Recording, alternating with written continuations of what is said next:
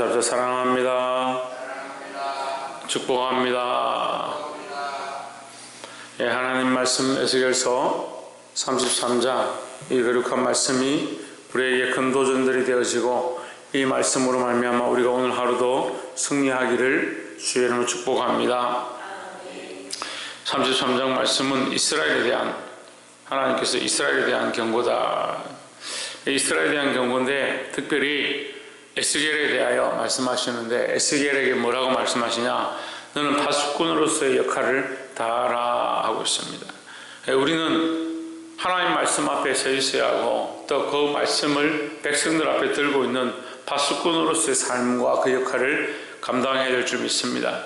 그래서 사람들에게 하나님 말씀으로 경고하고 하나님께서 일러주시는 것들을 똑바로 가르쳐야 된다는 겁니다.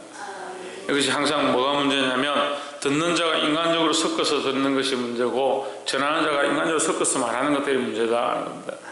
그러니까 말씀을 말씀 그대로 하나님 주신 그대로 이 나팔수 파수꾼의 역할을 온전히 감당하기를 주의 이름으로 축복합니다. 2절 말씀에 인자야 너는 내 민족에게 고하여 이르라 가령 내가 칼을 한 땅에 임하게 한다 하자 그 땅 백성이 자기 중에 하나를 택하여 파수꾼을 삼은 그 사람이 칼이 그 땅에 임함을 보고 나팔을 불어 백성에게 경고하되 했습니다. 그러니까 백성에게 나팔을 불어서 경고한다면 그 파수꾼의 잘못이 없다는 거죠. 파수꾼의 잘못이 없고 만약에 나팔을 부르는데 백성들이 방비치 않았다면 방비하지 않은 백성들이 문제다. 근데 나팔수가 불지 않았다면 나팔수가 문제고 6절에 그러나 파수꾼이 칼이 임함을 보고도 나팔을 불지 아니하여 백성에게 경고치 아니하므로 그 중에 한 사람이 그 임하는 칼에 패함을 당하면 그는 자기 죄악 중에서 제한바 되려니와 그 죄를 내가 파수꾼의 손에서 찾으리라 했습니다. 결국 이 백성들이 망하는 것이 파수꾼이 불지 않고 파수꾼이 그 역할을 하지 않았기 때문에 망할 수 있다는 거죠. 물론 우리가 하나님 앞에서 항상 기억해야 될 것은 우리가 우리의 역할을 다했다라고 하는 것이 아니라 늘 하나님 말씀 앞에 서 있는가, 그 말씀을 똑바로 전하고 있는가, 또한 우리가 각자 가정과 내게 주어진 생명들에게 하나님 말씀을 온전히 똑바로 경고하고 있는가, 그것을 생각해 보아야 한다는 겁니다. 내 생각으로 가감하지 말고 말씀대로 흘리고 하나님께서 경고하시는 말씀들을 온전히 전함으로 그들이 경성하고 깨어나서 자기 삶을 돌이킬 수 있도록 지혜의 삶에서 거룩의 삶으로 바뀌어질 수 있도록 바르게 복음을 전할 수 있기를 주의 이름으로 축원합니다. 그래서 사실은 말씀에 우리가 가감할 필요는 없습니다. 그래서 한때는 이게 성경 그대로 설교자들이 서서 설교를 하는 게 아니고 본문을 딱 몇 절에서 몇 절까지만 딱 본문만 읽고 설교를 끝내는 그런 것도 유행을 했었어요. 그러니까 말씀에 가감하지 말자. 하지만 성경은 그렇게 하는 것은 아닙니다. 이제 가르치고 권면하고 이게 풀어줘야 되니까 이게 서로 전달하는 것이 지혜롭게 되어야 되고 그것이 특별히 성령 안에서 되어야 됩니다. 성령의 인도하심을 따라 말씀을 가르쳤으면 그 말씀을 받는 자가 믿음으로 받고 전하는 자도 또한 믿음으로 전하고 그 말씀을 받은 자가 어떻게 하고? 말씀대로 행하고. 그럼 또 말씀을 받은 자는 또 어떻게 해야 됩니까? 전해야 됩니다. 말씀은 씨앗입니다. 그러니까 내가 받고 묻어두는 게 아니고 이게 말씀이 씨앗이고 달란트죠. 땅에 묻어두면 그냥 썩어버린다. 그냥 말씀을 그냥 창고에 처박아 놓으면 썩어버려서 못 쓴다는 거죠. 하지만 이것을 묻으면 어떻게 됩니까? 큰 땅에 묻으면 심으면 많은 열매를 맺는 겁니다. 그러니까 내가 이 말씀을 받았으면 이 말씀을 어떻게 합니까? 전해야 된다는 거예요. 그래서 우리는 어디를 가거나 파수꾼의 역할, 나팔수의 역할, 이 나팔을 불어서 경고하는 자의 역할을 감당해야 될 줄 믿습니다. 두 번째로 10절에 그런즉 인자야 너는 이스라엘 족속이 이르기를 너희가 말하여 이르되 우리의 하늘과 허물과 죄가 이미 우리에게 있어 우리로 그 중에서 세피하게 하여 하니 어찌 능히 살리오 하거니와. 이스라엘 백성 스스로 또 많은 민족들이 스스로 우리가 죄악이 많아서 스스로 이제 망하니까 가능성이 없다 그렇게 생각한다는 거예요. 그렇지 않다는 거예요. 11절에 주 여호와의 말씀에 나의 삶을 두고 맹세하노니 나는 악인의 죽는 것을 기뻐하지 아니하고 악인이 그 길에서 돌이켜 떠나서 사는 것을 기뻐하노라 했습니다. 하나님 마음이 무엇이냐? 하나님 마음이 심판이냐? 그렇지 않다는 겁니다. 어제도 말씀 가운데 얘기했는데 심판은 다른 사람들에게 경고하고 정신을 차리도록 하기 위해서 하나님께서 채찍을 드는 것이지, 하나님의 목적은 뭡니까? 정신을 차리고 돌이켜서 구원을 얻게 하는데 하나님의 마음이 있다는 거죠. 여기 우리 11절 말씀에도 하나님의 마음이 심판이고 죄로 말미암아 죽는 것이 아니고 악인의 죽는 것에 마음이 있는 것이 아니고 그것을 기뻐하지 아니한다.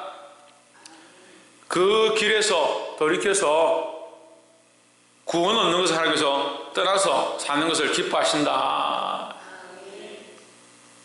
이것이 하나님의 마음이다라는 겁니다.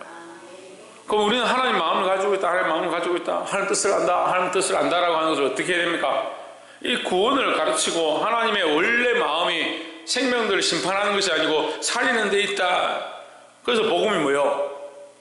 복음이 뭐요? 살리는 소식이에요. 소식. 기쁜 소식이잖아요. 죄로 말미암아 죽을 수밖에 없던, 이미 죽었던, 허물과 죄로 말미암아 죽었던, 에베소서 2장 말씀처럼 이미 죽었다. 허물과 죄로 이미 죽었다. 이 소망이 없고 끝났던 자들을 예수 그리스도의 피로 말미암아 살리셨다. 그게 살리는 것이 복음이다라는 거죠. 그래서 우리는 이 복된 소식, 이 복음, 하나님은 심판으로 끝내는 것이 아니라 살리기를 원하신다, 살리는 것을 기뻐하신다, 하나님 마음을 똑바로 가르쳐야 한다라는 겁니다. 그럼 우리가 첫 번째 말씀과 연결이 됩니다. 우리가 파수꾼의 역할을 하는데, 이 복음을 전하는데 어떻게 할 거냐? 나팔을 부는데 경고해야 되고 가르쳐야 하고, 하지만 하나님의 원래 마음이 무엇이다? 살리는 데 있다. 살리는 것을 기뻐하시는 하나님의 마음을 전해야 된다는 겁니다. 이런 전달자의 역할을 감당하시기를 주의 이름으로 축복합니다.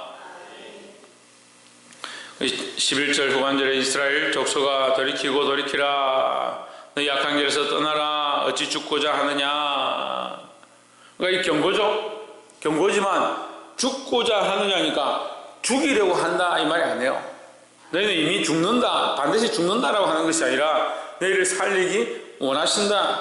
그러니까 경고를 통해서 뭘 합니까? 살리고자, 돌이켜서 구원을 얻고자 하는데 하나님 마음이 있다라는 거죠. 13절에 가령 내가 의인에게 말하기를 너는 살리라 하였다 하자. 그가 그 의를 스스로 믿고 제약을 행하면 그 모든 의로운 행위가 하나도 기억되지 아니하리니 그가 그 지은 제약 중 곧 그 중에서 죽으리라 했습니다. 자, 우리가 한 가지 더 생각해야 될 것은, 우리가 스스로 교만해서 우리는 어렵다, 우리는 구원받았다, 구원받았다 하는 것이 교만한 것은 아닙니다. 하지만 구원받았다, 천국 간다라는 생각들로 나태해지고 자기 스스로 나는 괜찮다, 나는 아무렇게나 살아도 된다, 말씀이 내게 필요 없다, 이미 구원받았는데 뭘 하겠느냐, 이렇게 생각하기 시작하면 어떻게 되느냐, 지금 이렇게 되는 겁니다. 13절의 말씀처럼 내가 의인에게 말하기를 너는 살리라 하였다 하자. 이 말씀으로 너는 살겠다, 너는 이제 구원을 얻었고 천국 간다, 예수 믿고 천국 간다라고 했다 하자. 그런데 그가 그 일을 스스로 믿고 제약을 행하면 그 모든 의로운 행위가 하나도 기억되지 아니하리니 했습니다. 무슨 말이냐면요, 우리의 의는 우리의 의가 아닙니다. 우리의 생각과 가치관의 문제가 뭐냐면, 의로움을 얻었다, 구원을 얻었다 이렇게 생각하면 자기의 어떠한 것들 자꾸 생각합니다. 내가 이렇게 했기 때문에 내가 구원을 얻지 않느냐, 얻지 않았지 않느냐. 내가 이 정도 되기 때문에, 내가 이 정도 믿었기 때문에 되었지 않느냐. 이미 그 속에 뭐가 있습니까? 내가 했다라는 생각이 있는 겁니다.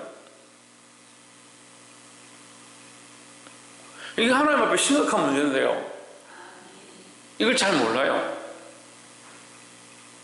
우리가 믿었다는 그 자체를 자기 의로 생각하면 안 됩니다. 우리가 선택하고 우리가 결정하고 우리가 한 공로의 존재 자체가 없습니다. 근데 자꾸 공로로 생각하는 거예요. 자기가 뭔가 했다고 생각하는 거예요.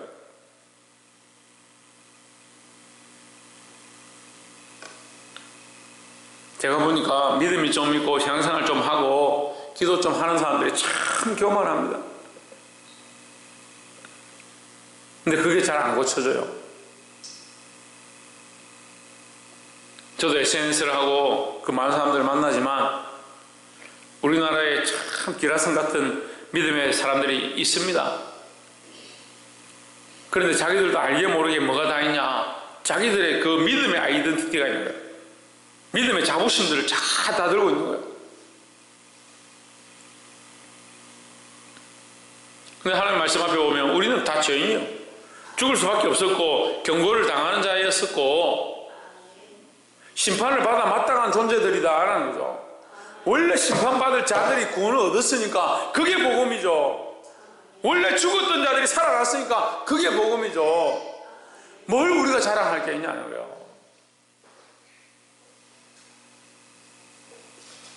14절에 가령 내가 악인에게 말하기를 너는 죽으리라 하였다 하자 그가 돌이켜 자기의 죄에서 떠나서 법과 의대로 행하여 15절 전당물을 돌어주며 역당물을 돌려보내고 생명의 율례를 준행하여 다시는 죄악을 짓지 아니하면 그가 정녕 살고 죽지 않을지라 하십니다. 그들이 결국 믿는다면 믿는 삶을 살게 되어 있다는 거죠. 로마서 말씀을 잘 못 풀더라고요. 우리나라에 굉장히 유명한 목사님인데 로마서 9장이 잘 이해가 안 되고 풀리지가 않는 부분이 있다. 저는 그 사람이 이해가 안 됩니다. 그렇게 대단한 분이 어떻게 로마서 9장을 못 푸냐. 우리의 고정적인 고정관념과 이 가치관들이 하나님의 말씀을 가로막는 거야.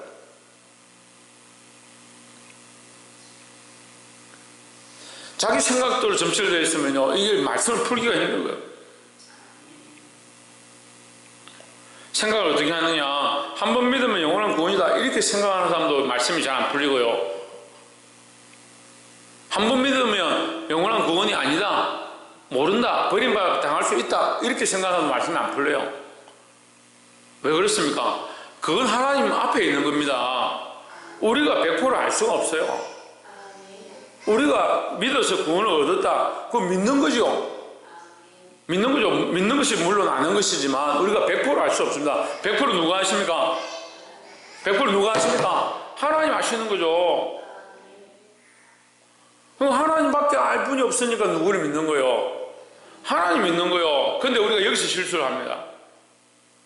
믿으면, 예수 그리스도를 믿으면 구원을 얻는다, 이것까지 믿어요. 여기까지 믿어요. 근데 믿으면 구원을 얻는다는, 우리가 구원을 얻었다는 사실 누가 아느냐? 하나님이 알죠. 하나님만 아시죠. 근데 우리가 어떻게 생각합니까? 내가 아는 거예요. 내가 구원을 얻었다라고 생각하는 거죠. 그건 우리가 믿는 조건입니다. 우리가 믿는 것입니다. 아는 분은 하나님밖에 없습니다. 나는 다 알 수가 없습니다. 그러니까 끝까지 어떻게 합니까? 끝까지 믿고 붙잡아야 되는 겁니다. 그래서 사람들이 나는 믿었다, 구원을 얻었다, 그 다음 자신감이 생겨요. 그럼 하나님 아신 영역을 자기가 다 알고 있다고 착각하는 거죠.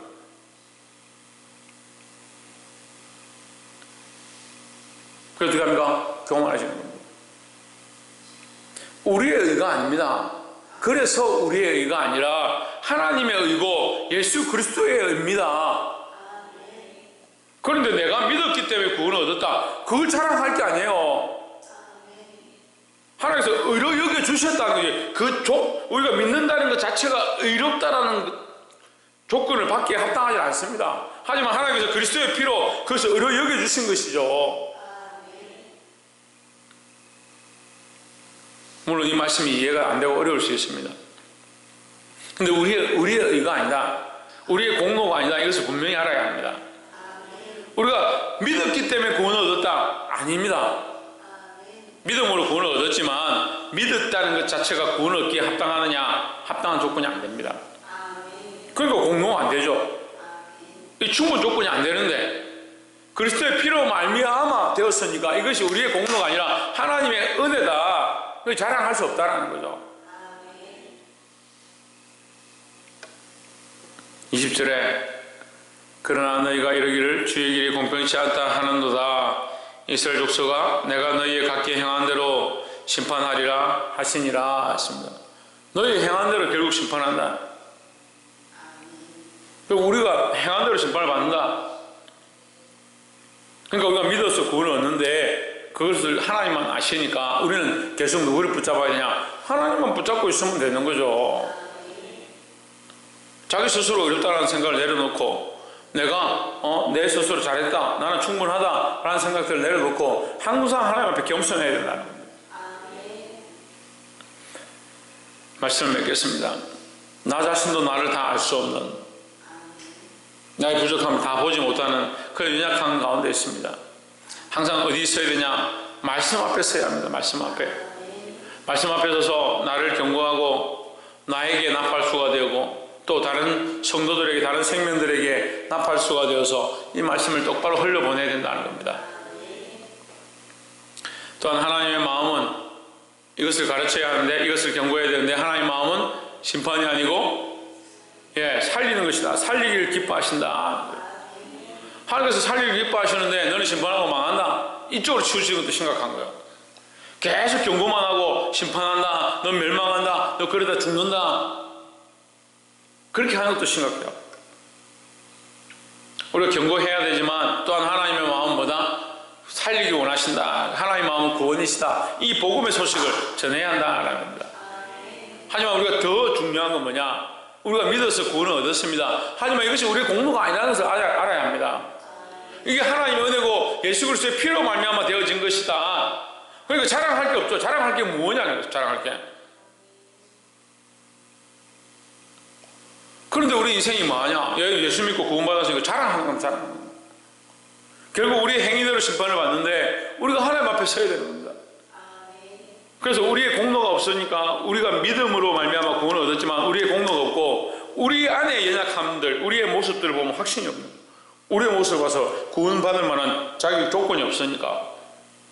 그런데 인생이 어떻게 합니까? 예수 믿어 구원을 얻었다는 자기를 존중하고 자기를 사랑하고 자기를 대단하다고 착각하는 거예요. 이게 심각한 병이에요.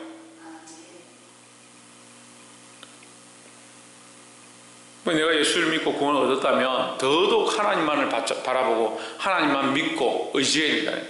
왜? 하나님이 이걸 아시니까 우리가 믿고 의지하고 따라갈 분은 하나님밖에 없는 거죠. 그래서 오늘 하루도 하나님 말씀대로 사시고 또한 이 일평생을 하나님 말씀을 살아서 승리하는 자들이 되기를 주의 이름으로 축복합니다. 기도하겠습니다.